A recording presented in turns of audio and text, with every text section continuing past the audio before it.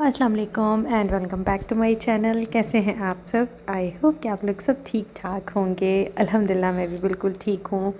अच्छा जी, आज एक मज़ेदार से ब्लॉग के साथ हाज़िर हुई हूँ और यहाँ पर मैं कुछ अनबॉक्सिंग कर रही थी, तो मैंने कहा चलो आप लोगों के साथ शेयर करती हूँ।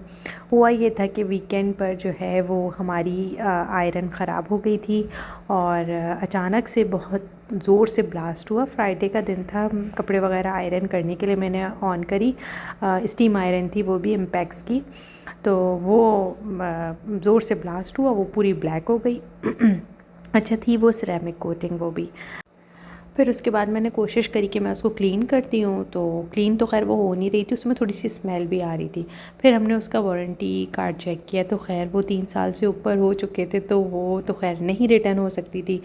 फिर हम गए लुलु और हमने वहाँ से इम्पैक्स से बेहतर, ज़ाहिर सी बात है कि कैनवुड है, तो हमने कैनवुड की ले ली और ये ऑफ़र में भी थी।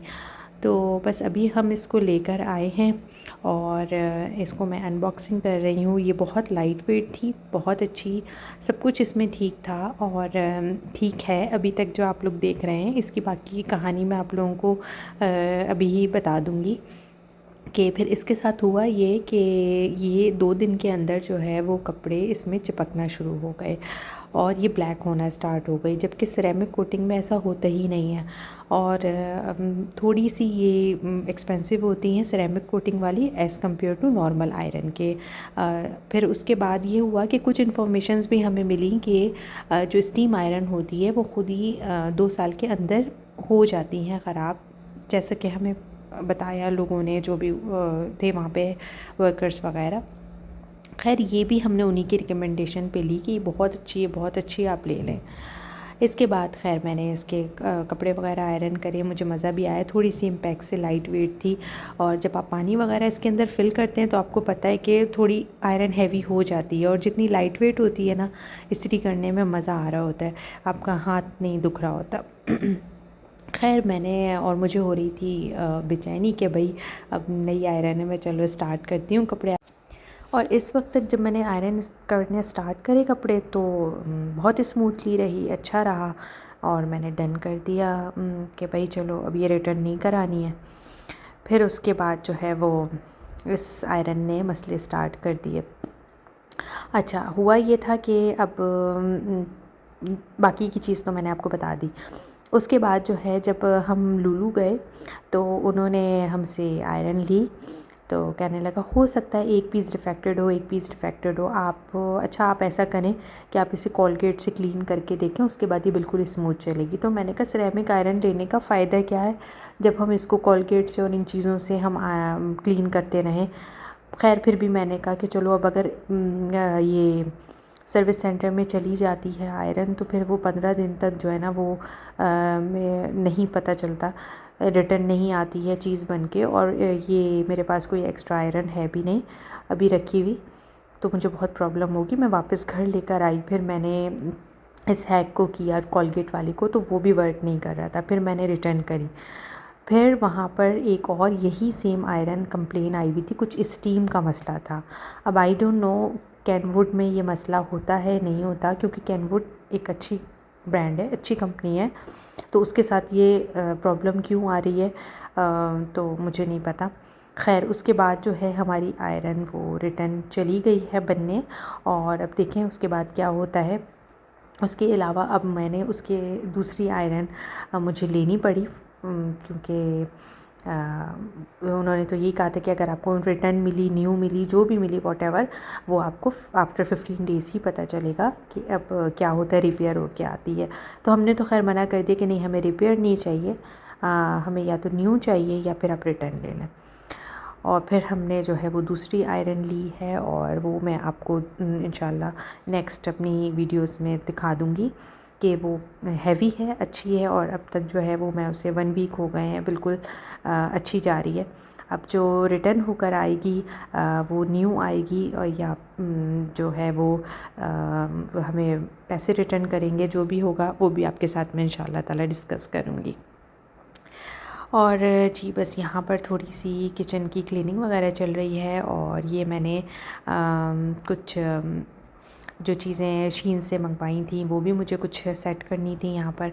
तो मैंने कहा चलो पहले ये सारी डीप क्लीनिंग कर लूँ और इसके बाद जो है वो सारी चीज़ें मैं यहाँ पर सेट करूँगी। और अच्छा, आप लोगों को मैं एक चीज़ और बता दूं कि थोड़ा सा मैं यूट्यूब पर वीडियोस अपलोड करने में लेट हो जाती हूँ, लेकिन छोटी छोटी मैं वीडियोस बनाकर जो है वो रील्स इंस्टाग्राम पर अपलोड कर देती हूँ। तो आप लोग वहाँ पर मुझसे कनेक्ट हो जाएं। मैं यहाँ पर अपने इंस्टाग्राम पेज का हैंडल भी मेंशन कर दूँगी और इसका लिंक भी मैं डिस्क्रिप्शन बॉक्स में दे दूँगी। तो आप लोग वहाँ पर जाएं और मुझे फॉलो कर लें। और बस अभी अच्छा, ये मेरी जो मुझे बर्थडे पे गिफ्ट मिला था ये टोस्टर था, तो ये भी मैंने यहाँ पर सेट कर दिया है। और इसके साथ जो है फिर मैं थोड़ी सी, बस मेरे पास जो है ना काउंटर टॉप पे यही एक स्लैब है जहाँ पर मैं चीज़ें थोड़ी बहुत फ्रंट पे रख सकती हूँ। इसके अलावा जो है वो लेफ़्ट राइट कहीं पर भी नहीं है। तो बस मुझे बड़ी लिमिटेड स्पेस यहाँ पर है। इधर ही फिर मुझे काउंटर टॉप पे रोटी भी बनानी होती है, कटिंग भी यहीं पे करनी होती है। स्टोव भी जो है मेरा इसी स्लैब पे ही है, तो सारा कुछ यहीं पर ही है। तो ये मैंने फिर एक मंगवाया था शीन से, बहुत अच्छा है। और इसकी लेकिन जो इसकी मिडिल में जो रखने की ये दी हुई है क्वालिटी, थोड़ा सा जो है ना ये प्लास्टिक है। तो अगर ये भी वुड का होता ना तो बहुत अच्छा रहता है। इस पर थोड़ा सा भी आप वेट रखेंगे ना तो वो उसके अंदर दबने लग जाता है वो। तो फिर मैंने बस मुझे किसी चीज़ का थोड़ी सी शिकायत है इसमें। बाकी ये है कि अदरवाइज़ अच्छा है, स्ट्रॉन्ग है, क्वालिटी अच्छी है, इसके जो वुड यूज़ हुई हुई है अच्छी है। तो बस ये सारी चीज़ें जो हैं वो मैंने आप लोगों के साथ जो अनबॉक्सिंग की थी शीन की, वो ही हैं, वो मैं यहाँ पर सेट कर रही हूँ। और ये है कि मैं थोड़ी थोड़ी सी चीज़ें छोटी छोटी सी मंगा के जो है ना वो अपनी पॉकेट मनी जमा करके, तो मैं कुछ ना कुछ किचन का या ये सारी चीज़ें लेती रहती हूँ। और जो है वो समटाइम्स लोगों को ये लगता है, कुछ लोग हमारे सराउंडिंग्स में ऐसे होते हैं कि लगता है कि हाँ भाई हम जो है वो पता नहीं बार बार कितने ख़र्चे कर रहे हैं और क्या क्या चीज़ें ले रहे हैं। और कुछ लोग तो रील्स वगैरह देख के ही अंदाज़ा लगा रहे होते हैं शायद, और कुछ आपके सराउंडिंग्स में ऐसे होते हैं कि वो ये समझ रहे होते हैं।